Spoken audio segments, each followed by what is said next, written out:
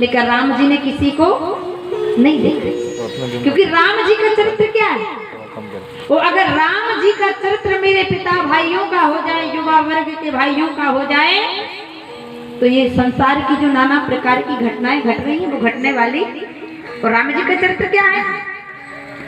मोहि अतिशय प्रतीत मन केरी, वो जही सपने परि नारी नहेरी।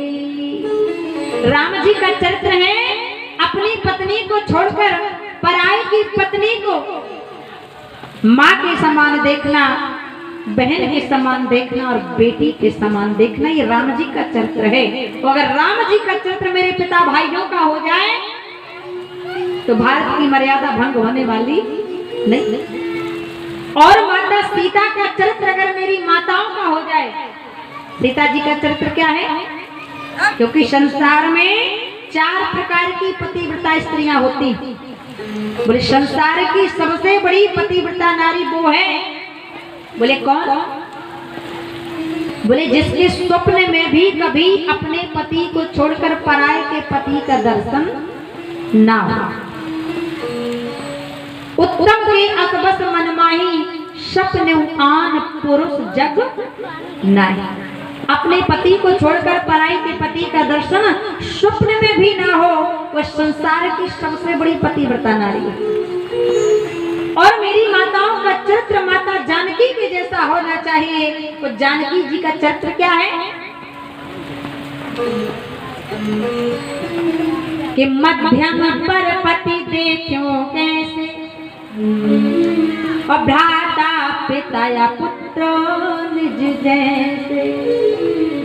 माताओं का चरित्र अगर हो जाए कि स्वयं के पति को छोड़कर पराये के पति का दर्शन, पराये का पति अगर पिता की आयु का है तो उसे पिता की दृष्टि से देखना, पराये का पति अगर भाई की आयु का है तो भाई की दृष्टि से देखना, पराये का पति अगर पुत्र की आयु का है तो उसे पुत्र की दृष्टि से देखना। कि अगर चरित्र मेरी माताओं का हो जाए तो भारत में ये वारदात होने वाली नहीं। भगवान श्री राम को पूरी जनकपुर की महिलाओं ने, सखियों ने देखा, लेकिन राम जी ने किसी को देखा नहीं। एक सखी ने कहा बहन एक काम करो, राम जी हमारी ओर देख नहीं रहे, कुछ उपाय करो जिससे कि राम जी देखें। बोली एक काम करो, इस समय टमाटर बहुत सस्ता है, टमाटर फेंक के राम जी को मार दो तो राम जी को लगेगा तो राम जी देखेंगे। एक सखी ने कहा बहन टमाटर नहीं फेंक सकते। बोले क्यों? बोले अगर टमाटर फेंक के मारेंगे ना तो राम जी को वो टमाटर 315 की गोली के जैसा लगेगा। क्योंकि संसार में सबसे कोमल चीज क्या है? पीछे की माताएं बोल रही है रसगुल्ला नहीं, संसार में सबसे कोमल है कमल। आज सखियों ने अपने मन को राम जी पर समर्पित किया है। एक सखी ने कहा बहन एक काम करो, राम जी तो हमारी ओर देखते नहीं, एक काम करो राम जी का विवाह ही सीता जी से करा दो। क्योंकि राम जी का विवाह सीता जी से हो जाएगा तो आजकल का दामाद तो अधिकतर ससुराल में ही रहता है। तो ध्यान देना, हमें कुछ चीजें अपनी बराबरी वालों में करना चाहिए। लायक ही से कीजिए ब्याह और प्रीत। अगर आपका बेटा डॉक्टर है तो बहू भी डॉक्टर ही ढूंढना। अगर आपकी बेटी इंजीनियर है तो दामाद भी इंजीनियर ढूंढना। तो अगर यहाँ पर किसी माँ बहन की बेटी कथा करती हो ना तो दामाद भी कथावाचक ही ढूंढना, नहीं तो जीवन की नैया चलने वाली नहीं। आज भगवान श्री राम ने सबको नहीं देखा तो सारी सखियों ने राम जी को देखा। एक सखी ने कहा बहन जब राम जी का विवाह सीता जी से करा देंगे ना तो फिर आनंद ही आनंद, राम जी आएंगे हम राम जी को देखेंगे। एक सखी ने कहा सीता जी का विवाह राम जी से नहीं कर सकते। बोले क्यों? बोले राम जी कहाँ काले कलूटे और सीता जी कहाँ गोरी। और सज्जनों संसार में 2 ही रंग हैं, एक सांवला और एक गोरा। अच्छा एक बात बताइए, पाउडर कितने लोग लगाते? पाउडर तो सब लोग लगाते। अरे महाराज, इंसानों को तो छोड़िए, ये ढोलक भी पाउडर लगाता है। लेकिन कोई व्यक्ति गोरा है, अगर वो पाउडर लगाए तो ठीक लगता है। वो अगर कोई व्यक्ति सांवला है, बुरा नहीं मानिएगा, क्योंकि संसार में दो ही रंग है, लेकिन पैसे बचाने की तरकीब। अगर कोई व्यक्ति गोरा है, वो पाउडर लगाए तो ठीक। वो अगर कोई व्यक्ति सांवला है और वो पाउडर लगाए तो ऐसा नहीं लगता आटा में घाटा हो गया।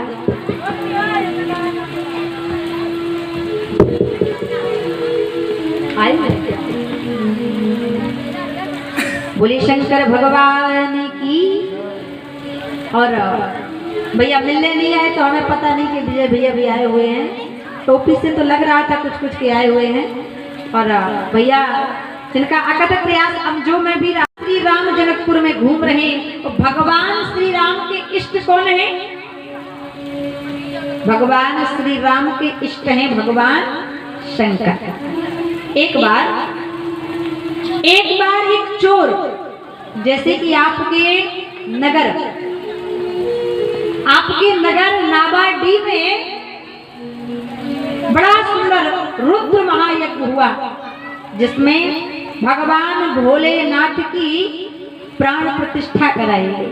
और प्राण प्रतिष्ठा का मतलब क्या है कि साक्षात भगवान शिव माता पार्वती के साथ, गणेश कार्तिक के साथ उस स्थान पर हमेशा के लिए विराजमान हो जाता। और भगवान शंकर जैसा देवता कोई कब प्रसन्न हो जाए और कब नाराज हो जाए। सबसे जल्दी प्रसन्न होने वाले देवता भगवान शिव हैं, तो सबसे जल्दी रुष्ट होने वाले देवता भी। एक बार क्या हुआ, एक बार भगवान भोलेनाथ के मंदिर में एक चोर गया। और चोर का काम क्या है? भजन करना, चोरी करना। चोर का काम है चोरी करना। चोर भगवान भोलेनाथ के मंदिर में चोरी करने के लिए गया। अब जैसे मंदिर पहुंचता है तो भगवान भोलेनाथ के मंदिर में तो कुछ नहीं, ना आसन है, ना वासन है, ना रासन है, ना शासन है, कुछ ही नहीं। अब चोर ने देखा कि मंदिर में तो कुछ जुगाड़ नहीं लग रहा, क्या किया जाए। अब चोर उदास हो गया और जैसे चोर जाने लगा तो चोर की दृष्टि भगवान शिव के मंदिर के घंटे पर पड़ी। और जैसे घंटे पर पड़ी, चोर ने दिमाग लगाया, क्योंकि ध्यान देना सज्जनों, भगवान ने मनुष्य को दो अनमोल रत्न दिए। कौन कौन? एक दिल और दूसरा दिमाग। दिल किस लिए दिया भगवान ने? आजकल बहुत जगह सुनते हैं, देखते हैं, कई जगह। अभी एक जगह तो हम चले जा रहे थे, रास्ते पे एक भैया जी चले जा रहे थे और गाते चले जा रहे थे। दिल के टुकड़े हजार हुए, कोई इधर गिरा, कोई उधर गया, कोई इधर गया। मैंने मन में कहा, भैया जब तेरे दिल के हजार टुकड़े हो गए तो तू अभी तक जिंदा कैसे? भगवान ने दो अनमोल रत्न दिए, दिल और दिमाग। ये दिल दिया है भगवान के चरणों में लगाने के लिए, और ये दिमाग दिया है परमात्मा की सेवा करने के लिए, संसार चलाने के लिए। अब उसने दिमाग लगाया कि भगवान शिव के मंदिर में बहुत अच्छा घंटा है, इसी को निकाल के जाता हूँ और ले जाकर कोडरमा में बेच दूंगा, कुछ पैसा आ जाए। चोर गया। अब घंटा बड़ी ऊंचाई पर लगा था, उतारे कैसे? अब चोर गया वो जाकर के भगवान शिव की पिंडी पर ही चढ़ गया और भगवान शंकर की पिंडी पर चढ़ गया। घंटा उतारा और जाने लगा। और जैसे ही घंटा उतार के जाने लगा कि भगवान भोलेनाथ प्रसन्न हो गए। बोलिए शंकर भगवान। क्षणिक रुष्टा क्षणिक तुष्टा, रुष्टा तुष्टा क्षणे क्षणे।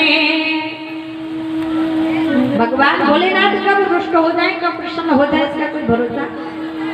प्रसन्न हो गए, भगवान से प्रकट हो गए। भैया चोर, listen to me, please stop it now. What do you want? खड़े हो जाओ, बताओ तुम्हें मुझसे क्या चाहिए।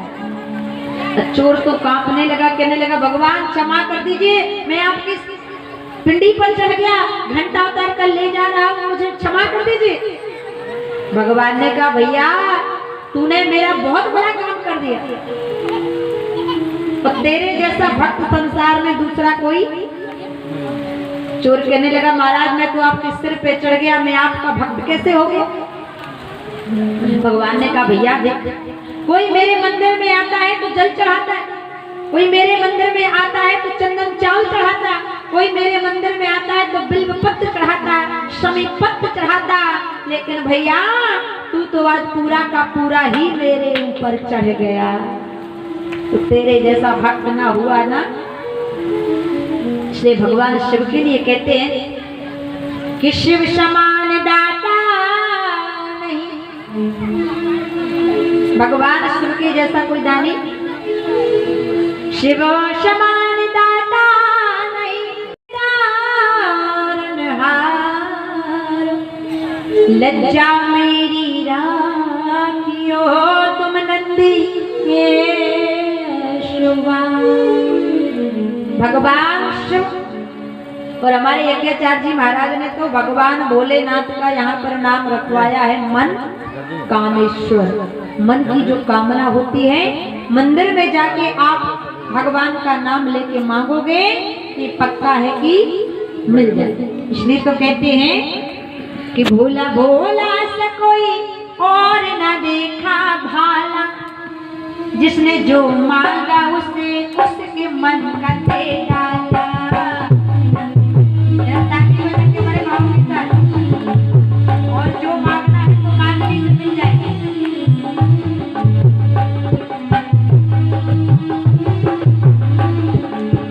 भोला भोला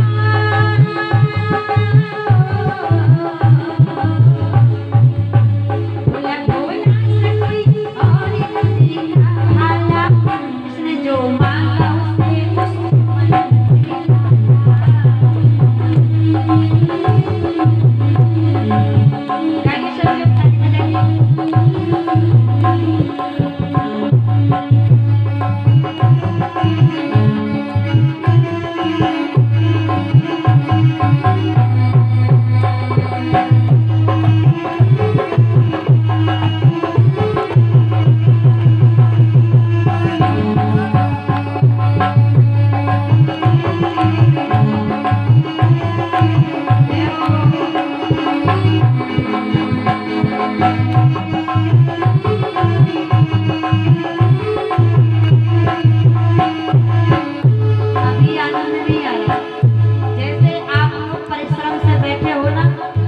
बरसात में भी बैठे हो तो थोड़ा सा ताली बजाएंगे ना तो गर्मी भी आ जाएगी। और ताली बजाने से कोई हानि नहीं होती, लाभ होते हैं। पहला लाभ, जब हम ताली बजाते हैं तो जितनी भी अभाग्य की रेखाएं होती हैं वो नष्ट हो जाती है। दूसरा लाभ, हमारा जो ब्लड चोक हो जाता है उसका सर्कुलेशन सही होने लगता है। तीसरा लाभ, हमारे शरीर पर नाना प्रकार के पक्षी बैठे होते हैं, तो जब हम ताली बजाते हैं तो वो काम क्रोध तृष्णा मत्सर रूपी पक्षी उड़ जाते हैं। तो जो ताली बजाता है उनके तो उड़ जाते हैं, और जो ताली नहीं बजाता उनके ऊपर जाके, तो अगर दूसरों के नहीं थी इसलिए हाथ में गए। भोला भोला से कोई और न देखा भाला, जिसने जो मांगा उसने उसके मन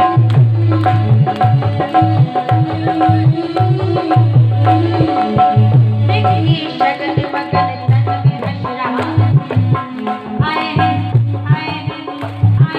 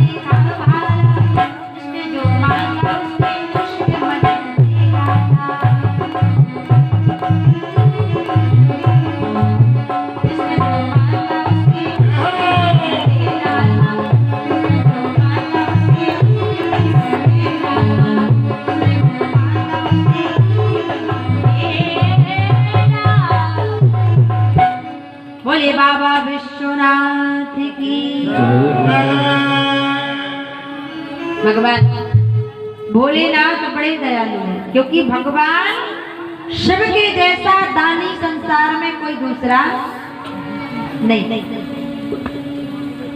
एक बार तो एक भक्त रो रहा था, भगवान शंकर के मंदिर गया और रोने लगा, बाबा आपने मुझे कुछ नहीं दिया। और वह खाने का बड़ा शौकीन था। और ये जीवन बार बार नहीं मिलता, इसलिए अच्छा खाना चाहिए, अच्छा पहनना चाहिए और अच्छे विचारों के साथ जीवन जीना चाहिए। क्योंकि अगर आपका विचार गलत हो गया तो आपका सारा जीवन मर्यादाहीन हो जाता है। एक जगह कथा चली थी, माता जी आई, कहने की देवी जी हमारा विचार है कि कल आप हमारे यहाँ निमंत्रण पर भोजन करने आए। हमने कहा बहुत अच्छी बात है, अब निमंत्रण होगा तो हलवा पूरी तो मिलेगी खाने।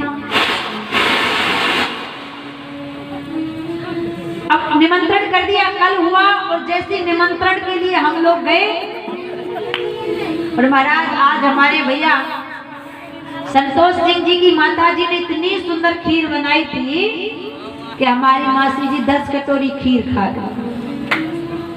10 कटोरी। अब माता जी ने निमंत्रण किया और जैसे निमंत्रण के लिए भोजन करने गए ना तो देखा सत्य बात है, माता जी ने जिन्होंने निमंत्रण किया था उनके यहाँ निमंत्रण में गए तो देखा वो माता जी चप्पल पहनकर रसोई घर में भोजन बना रही थी और रेडियो पर गाना सुन रही थी, साजन मेरा उस पार है मिलने को दिल बेकरार है।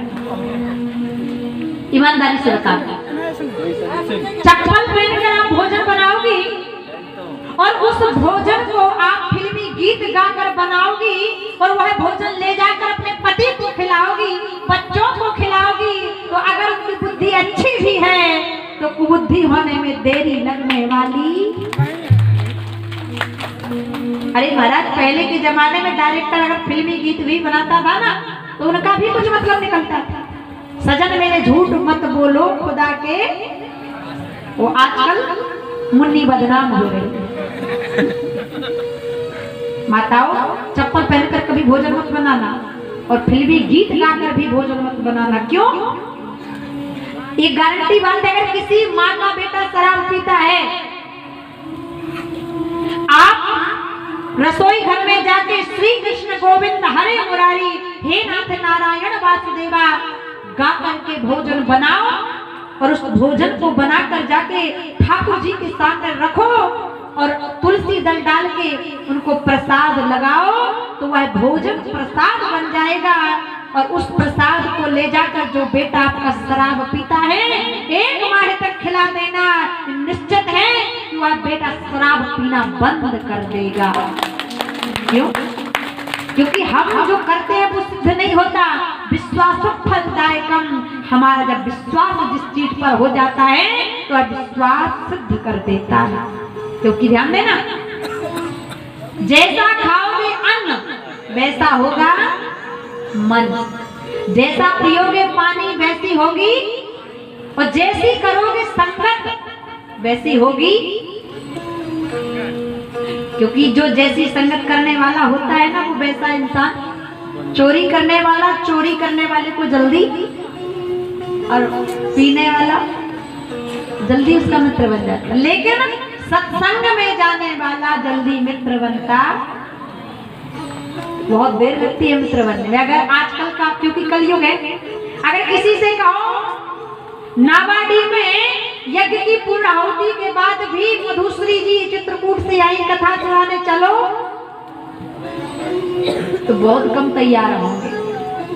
लेकिन अगर किसी गांव में बारात आ जाए, दूल्हा निकल रहा हो, 80 साल की बुढ़िया से कहो माता जी दूल्हा निकल रहा है बारात देखने चल रहा है, तो उस बुढ़िया के मुंह में भले दांत ना हो लेकिन कोई दूल्हा तो देखो रुकने वाली।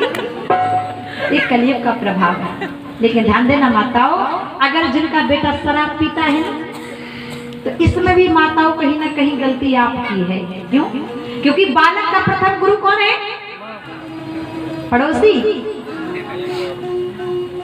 बालक का प्रथम गुरु हो तो महतारी पढ़ा दे सचेत बातन से, और चाहे कायर वीर बना दे, चाहे भरे गुणन से।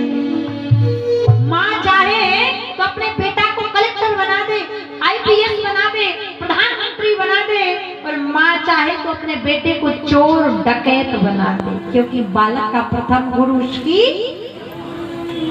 लेकिन आजकल माताएं कहती है हमारी गलती नहीं है, क्या बताएं हमारा बेटा हमारा कहना नहीं मानता। तो इसमें कहीं ना कहीं गलती आपकी है। क्यों? क्योंकि आजकल माताएं बहनें जब गर्भवती होती है ना, पहले की माताएं रामायण पढ़ती थी, रामचरितमानस पढ़ती थी, गीता पढ़ती थी, उपन्यास पढ़ती थी, भागवत कथा पढ़ती थी, सुनती थी। लेकिन आजकल माताएं बहनें जब गर्भवती होती है ना, बहुत कम माताएं जो रामचरितमानस पढ़ती हो, बहुत कम है जो भागवत गीता पढ़ती हो। क्योंकि ध्यान देना है ना, माँ जैसा करती है उसके अंदर वैसे ही गुण और अवगुण आ जाता है। माँ अगर खट्टा खाती है तो उस जीभ को भी खट्टा लगता है। माँ अगर तीखा खाती है तो पल रहे गर्भ में शिशु को भी तीखा लगता है। माँ अगर धर्म करती है तो बेटा बेटी धार्मिक होता है, और माँ अगर किसी की बुराई ईर्ष्या करती है तो बेटा उसी प्रकार का ही होता है। आजकल मैंने देखा है माताएं बहनें जब गर्भवती होती है ना तो टीवी देखती है। टीवी में क्या देखती है? पिक्चर कौन सी?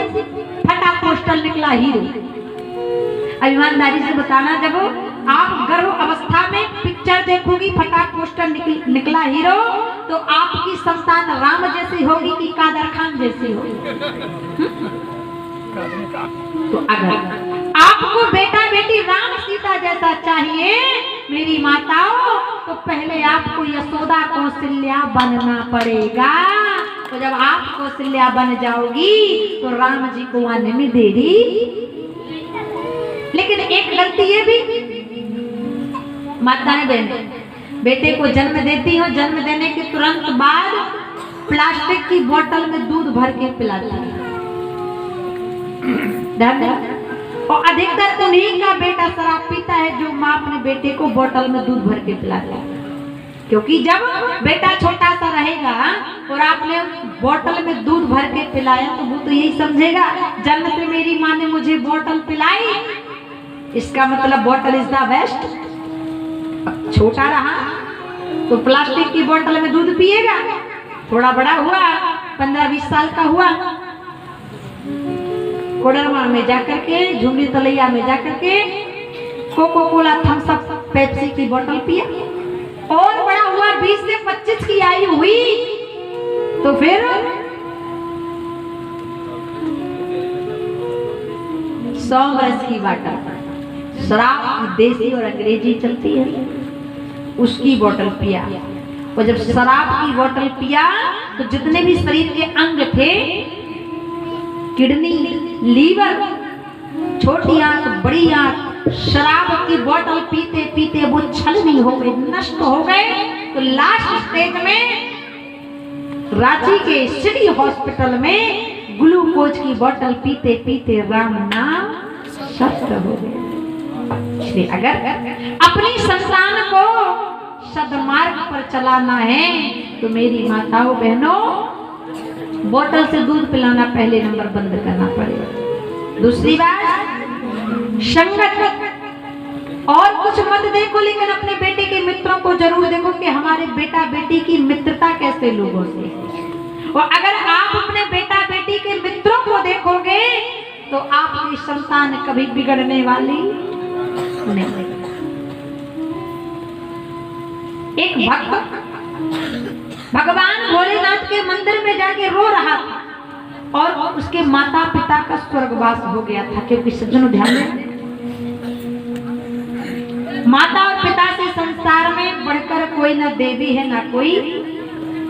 अच्छा ईमानदारी से बताना कि माताएं मैंने सोचती, जब माँ गर्भवती होती है तब से सोचना चालू करती है कि बेटा बड़ा होगा, कलेक्टर बनेगा, नौकरी करेगा, और बहू आएगी तो बहू खूब सेवा करेगी। ईमानदारी से बताना कितनी माताओं की बहुएं हैं जो रोज पांव दबाती हैं?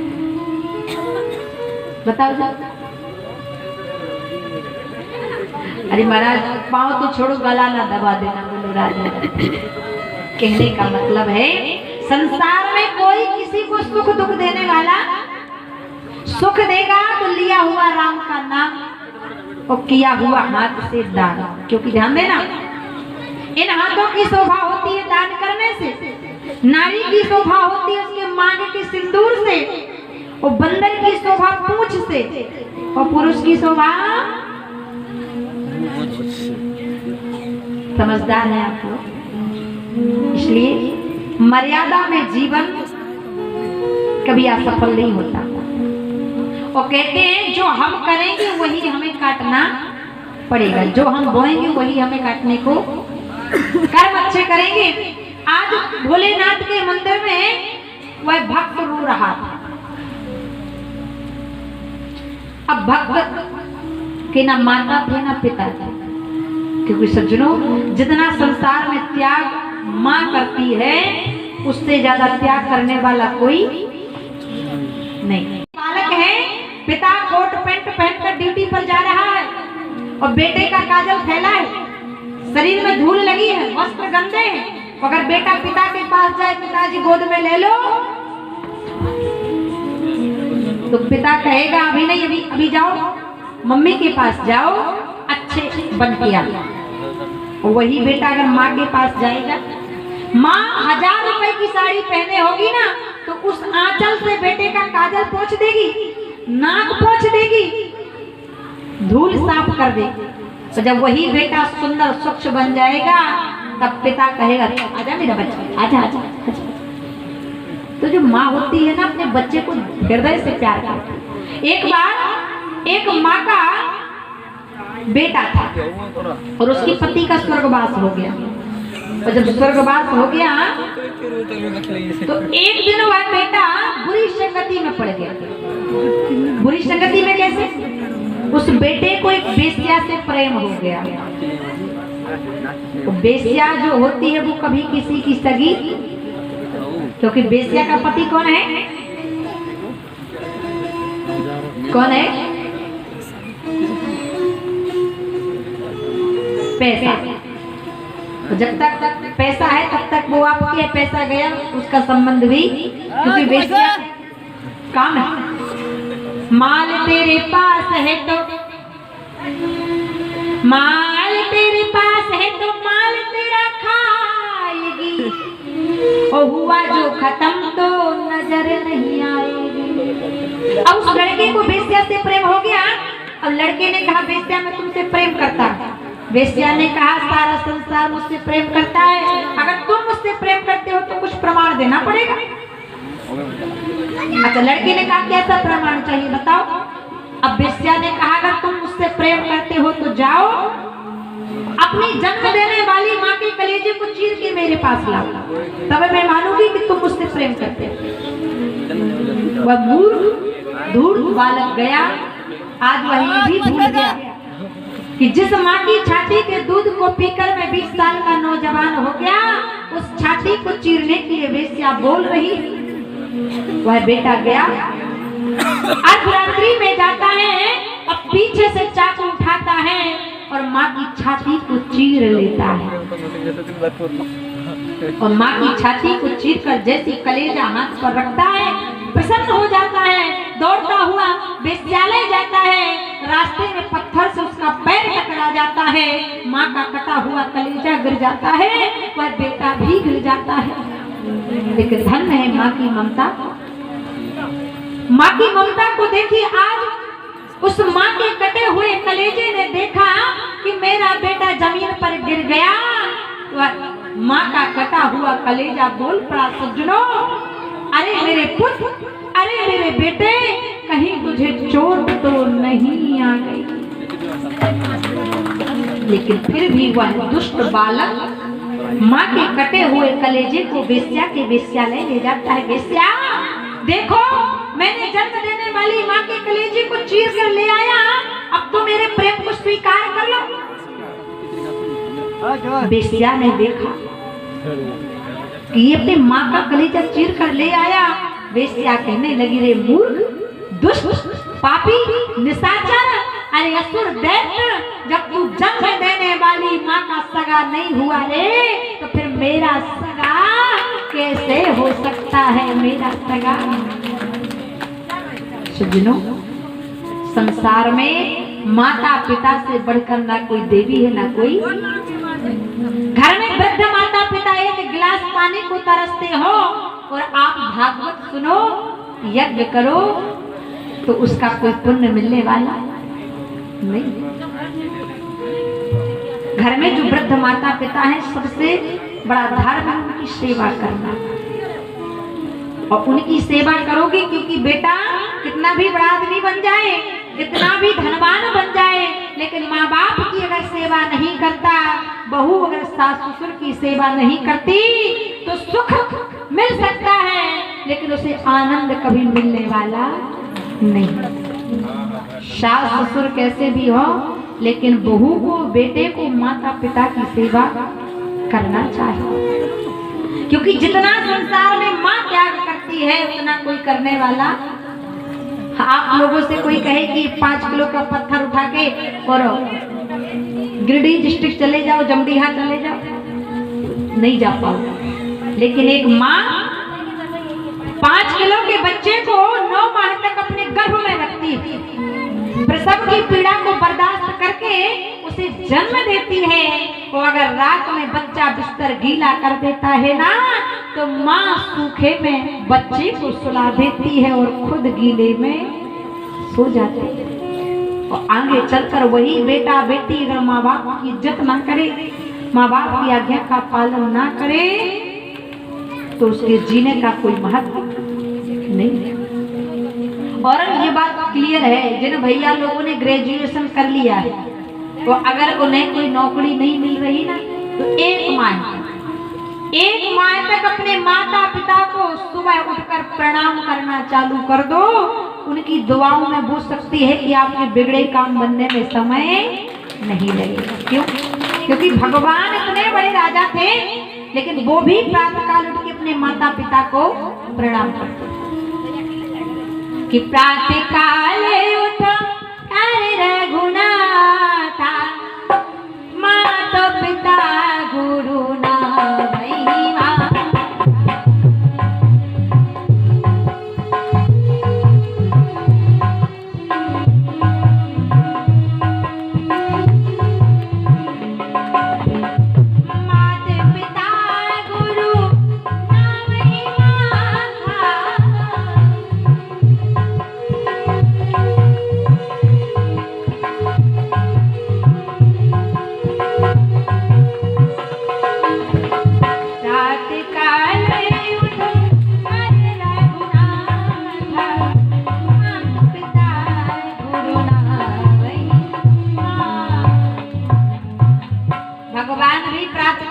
माता पिता को प्रणाम करते थे, लेकिन और पहले हम लोग भी, पहले के जो भक्त रहते थे वो प्रातःकाल उठते थे और सबसे पहले क्या देखते थे?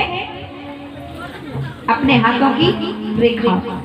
क्रांते बसते लक्ष्मी कर मध्य सरस्वती, कर मूलेत गोविंदा प्रभाते कर दर्शन। हाथों की रेखाओं को देखते थे, लेकिन आजकल हम उठते हैं ना धरती माता को प्रणाम करते हैं, ना अपने हाथ की रेखाओं को देखते हैं। आजकल क्या देखते हैं? क्रांते बसते बाट सपम, कर मध्य फेसबुकम, और कर मूलेत इंस्टाग्राम, प्रभाते कपो दर्शनम। खटिया पर कहते हैं पहले चाहवा लाओ, इसके बाद उठेंगे। तो ऐसे में काम बनने वाला नहीं, क्योंकि भगवान भोलेनाथ की जब बारात जा रही थी ना, माता लोग जरा शांति बनाए रखें, इतना अच्छी प्रवचन। अगर बोलना नहीं है तो ऐसे ऐसे कर दीजिए, समझ जाएंगे। और हमें तो पता नहीं, हमारी गलती नहीं, विवाह अच्छा होता है कि नहीं होता, क्योंकि अभी हमारा विवाह तो हुआ नहीं है। बोलो राधे राधे। कहने का मतलब विवाह अच्छा भी होता है और विवाह बुरा भी होता है, लेकिन वह विवाह अच्छा होता है। बोले कौन सा? बोले जो माता पिता की मर्जी से विवाह किया जाता है वह अच्छा होता है, और जो स्वयं की मर्जी से किया जाता है वह अच्छा नहीं, और वो विवाह कभी सफल भी नहीं होता। रामचरितमानस में 4 प्रकार के विवाह हुए, जिसमें से 2 विवाह सफल हुए हैं और 2 विवाह असफल। तो सफल किनके हुए? बोले एक विवाह सफल हुआ है राम जी का, क्योंकि राम जी ने अपनी मर्जी से विवाह, विश्वामित्र राम जी के विवाह में आगे हुए विश्वामित्र जी, तो राम जी का सफल। और दूसरा सफल किसका? भगवान भूत भावन भूतेश्वर भगवान शंकर जी का, क्योंकि 33 कोटि देवता आगे हुए। अब 2 विवाह हैं जो सफल नहीं हुए, और एक है लड़की का, दूसरा है लड़के का। रामायण में रामचरितमानस में स्पष्ट लिखा है, क्योंकि रामचरितमानस हमें जीवन जीने की कला सिखाती है। अब रामचरितमानस में एक लड़की है और एक लड़का है, जिन्होंने अपनी मर्जी से विवाह किया है, लेकिन उनके विवाह सफल हुए। अच्छा, पता है वो लड़की कौन है जिसने अपनी मर्जी से विवाह करना चाहा? पता है किसी को? विजय भैया, वह है शूर्पणखा। शूर्पणखा का मतलब क्या है? बोले सूप धन नखा, जिसका अच्छा लंबा लंबा बड़ा बड़ा नाखून हो, समझ लेना वही है शूर्पणखा। और आजकल का ये फैशन बन गया है, मेरी बहनें होती है ना कि लंबे लंबे नाखून रखती हैं, और महाराज लंबे नाखून रखने से सुंदरता नहीं बढ़ती है, बल्कि नाना प्रकार की बीमारियां उत्पन्न होती है, टाइफाइड, मलेरिया, कोरोना वायरस इत्यादि।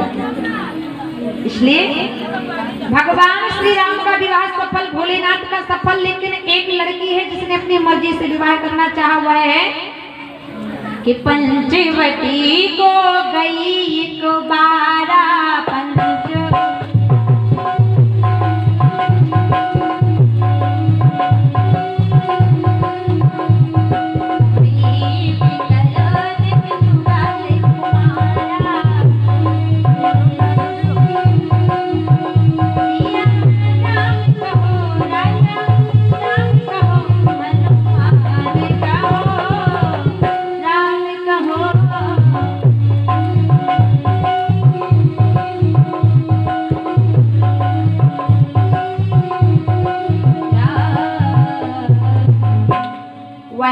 शूर्पणखा। एक बार शूर्पणखा पंचवटी में भगवान श्री राम को देखती है, तो जाकर कहती है भगवान श्री राम से, न माता की इच्छा जानी, न पिता की इच्छा जानी, न भाई की इच्छा जानी, न कुल वंश की मर्यादा जानी।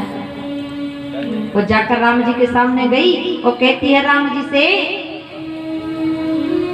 कि तुम सम पुरुष ना हो समनारी, ओ यही संयोग विधि रचा विचारी, यही संयोग विधि रचा विचारी, तुम सम पुरुष न मोह समनारी। जाकर कहती भगवान श्री राम से, Ram ji I am waiting for you, so please will be marriage you now. मैं आपका इंतजार कर रही थी, इसलिए आप मुझसे विवाह कर लीजिए। राम जी ने कहा, हे शूर्पणखा, मैं तुमसे विवाह तो कर लेता, लेकिन अब नहीं कर सकता। बोले क्यों? राम जी ने कहा, तुमने बोल दिया है नारी, और हमारे भारत में नारी का विवाह होता है क्या? हमारे भारत में नारी का विवाह नहीं होता। भगवान ने कहा, तूने कहा है नारी, अब विवाह नहीं हो सकता। बोले क्यों?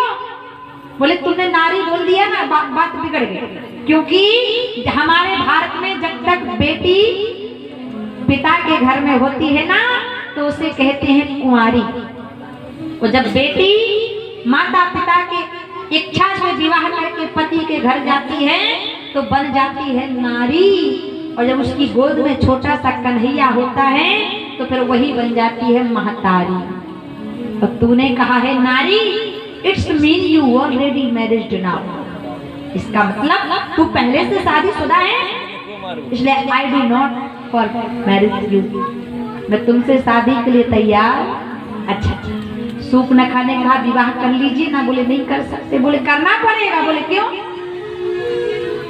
शूर्पणखा ने कहा कि काम मंथरा कर गई बन भेज सिया राम, रण रचने में रहेगा शूर्पणखा का नाम। भगवान ने बहुत कहा, शूर्पणखा नहीं मानी। शूर्पणखा कहती है तुम सम पुरुष न मोसम, आपके समान कोई पुरुष नहीं है, क्योंकि आपने संकल्प किया है कि मैं धरती को, इस धरा को राक्षसों से विहीन कर दूंगा। और हे प्रभु, मैंने भी संकल्प किया है कि जब तक अपने पति विद्युत जुह्वा की मौत का बदला भाई रावण के कुल वंश परिवार को नष्ट कराकर नहीं कर दूंगी, तब तक शांति से बैठने वाली। इसलिए मेरे समान कोई स्त्री नहीं है, आपके समान कोई, इसलिए विवाह कर लीजिए।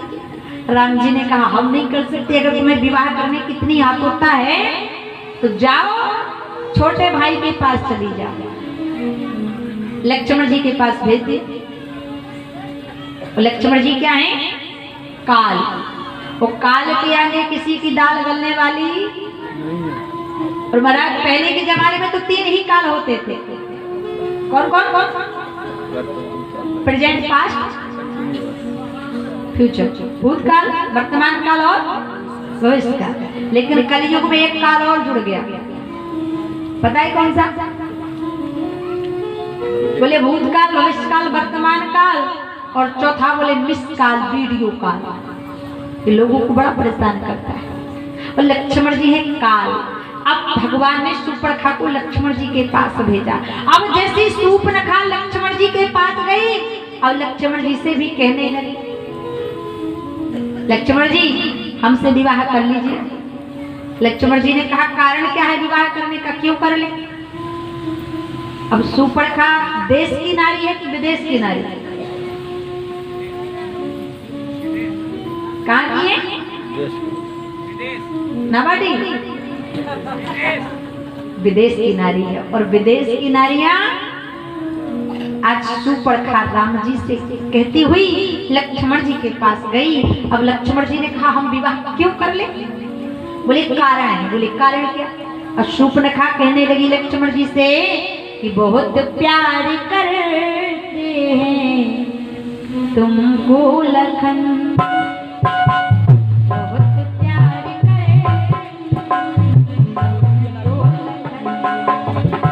लक्ष्मण जी ने कहा हमें कैसे पता चलेगा कि तुम प्रेम करते हो? बोली महाराज कारण है ना। बोले क्या कारण? देखो ये विदेश की नारी, देश की नारी तो ऐसा बोल नहीं सकती ना। कसम चाहे ले लो, रावण कसम, बहुत प्यार कर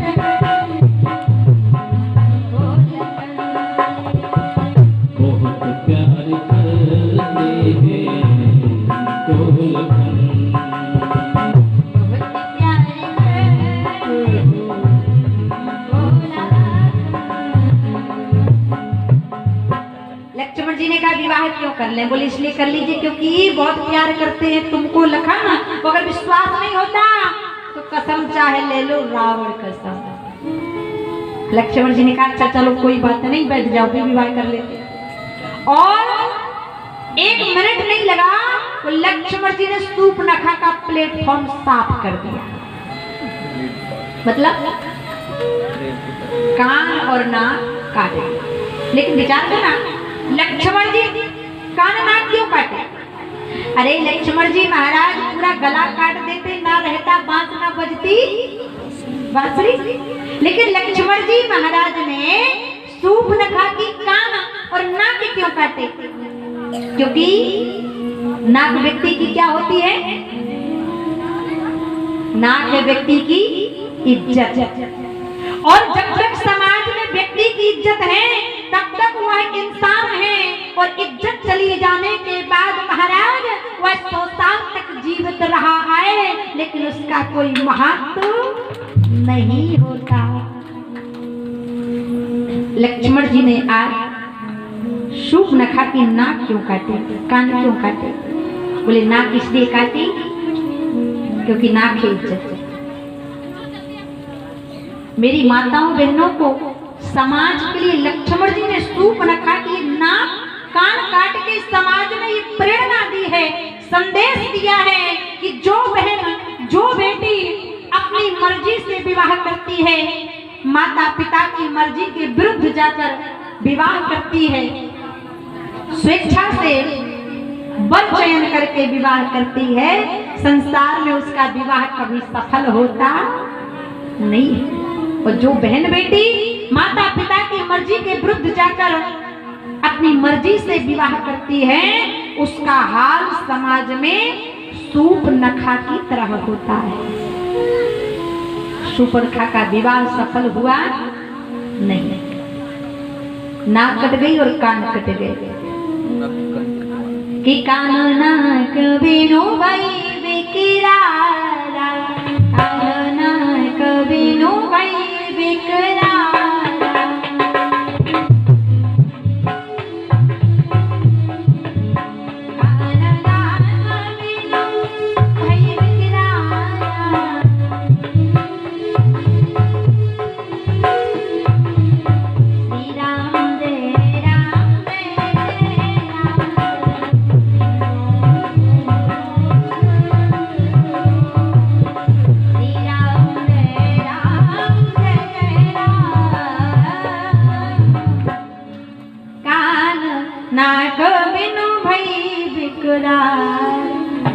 अब एक सूर्पनखा है जिसने अपनी मर्जी से विवाह करना चाहा लेकिन विवाह सफल हुआ, तो ये तो बेटी की बात हो गई कि बेटी ने अपनी मर्जी से विवाह किया तो उसका समाज से सम्मान चला गया।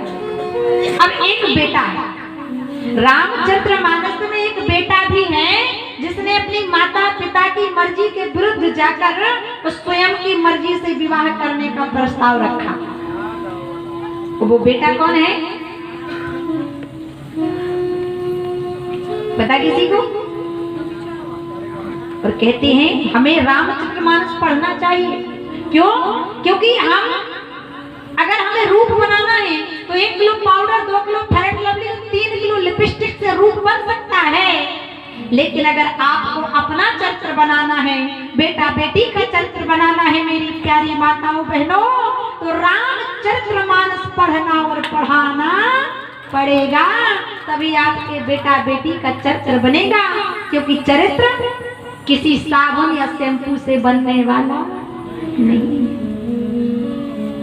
और कहते हैं जिस हिंदू के घर में रामचरितमानस नहीं होती, वो तुलसी का वृक्ष नहीं होता, वो घर घर नहीं होता सज्जनों, वह घर धीरे धीरे धीरे धीरे मरघट का रूप ले लेता है। आपने देखा होगा इस्लाम धर्म, मुस्लिम धर्म में उनका नियम होता है, अगर कहीं सांझ हो जाए, संध्या हो जाए, तो भारत का या कहीं का भी इस्लाम धर्म का मुसलमान हो, वह संध्या के समय में अपने अल्लाह को याद जरूर करता है। लेकिन हम हिंदू जो सनातन हिंदूवासी, जरा खुद सोचिए, क्या हम डेली रामचरितमानस का पाठ पढ़ते हैं? अरे रोज नहीं पढ़ पाते महाराज, तो कम से कम 7 दिन में मंगलवार के दिन हमें सुंदरकांड का पाठ हर भारत के युवा वर्ग के भैया लोगों को करना चाहिए, जिससे कि हमारे सनातन धर्म पर कोई आंच ना आए। झंडा फहराने से, नारे लगाने से सनातन धर्म की रक्षा नहीं होगी। हमें अपने वेद पुराण ग्रंथों को पढ़ना पड़ेगा, तभी भारत का उत्थान होगा, नहीं तो उत्थान होने वाला नहीं। इसलिए रोज नहीं पढ़ पाते तो रामचरितमानस का सुंदरकांड का पाठ हर मंगलवार को जरूर करना। कई लोग कहते हैं कि महाराज हम तो रोज हनुमान चालीसा पढ़ते हैं, लेकिन हनुमान जी हमारी सुनते नहीं। अरे महाराज, हनुमान चालीसा पढ़ते कैसा हो पता? बाथरूम गए, डब साबुन हाथ में लिया, जय हनुमान ज्ञान सागर जी को पीसते हूँ लोग को चलते। अरे हनुमान चालीसा कोई साबुन है कि शैम्पू है? हनुमान चालीसा पढ़ने का भी एक नियम है, और अगर ये सिद्ध बात है, 1 माह तक आप हनुमान चालीसा को लगातार पढ़ते हो, आप पृथ्वी पर जितनी भी वस्तुएं हैं, जो भी पाना चाहते हो, मिलने में समय लगने वाला नहीं। क्योंकि इसकी साक्षी देने वाले कौन है? हनुमान चालीसा को साक्षी देने वाले कौन हैं? भगवान मन कामेश्वर नाथ। जो सतबार, जो हनुमान चालीसा को पढ़ता है, भगवान शंकर कहते हैं, पार्वती के सहित कहते हैं कि जो सतबार पाठ कर कोई, छूट ही बंदी महासुख हो। जो यह पढ़े हनुमान चालीसा, वही सिद्ध साखी गौरी। इसलिए भगवान को अगर पाना है तो नियम बनाना पड़ेगा। मानस की एक बेटी ने स्वयं की मर्जी से विवाह करना चाहा तो विवाह सफल नहीं हुआ। अब मानस का एक बेटा भी है जिसने माता पिता की मर्जी को ना जानकर स्वयं की मर्जी से विवाह करना चाहा, लेकिन सफल हुआ। और वो बेटा कौन है? नारद जी महाराज। नारद जी महाराज ने न माँ की इच्छा जानी, न पिता की इच्छा जानी, न परिवार की इच्छा जानी, न समाज की इच्छा जानी। वो जाकर सीधे विश्व मोहिनी के चक्कर में पड़ गए। और भगवान के पास जाकर कहते हैं, आपन रूप देव प्रभु मोही आने भांत नहीं पावो।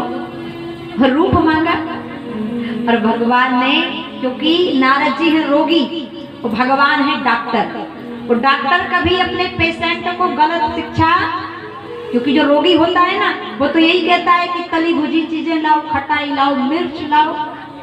लेकिन डॉक्टर, नारद जी रोगी थे, वैद्य थे भगवान नारायण, और भगवान नारायण से रूप मांगा और भगवान ने रूप कौन सा दे दिया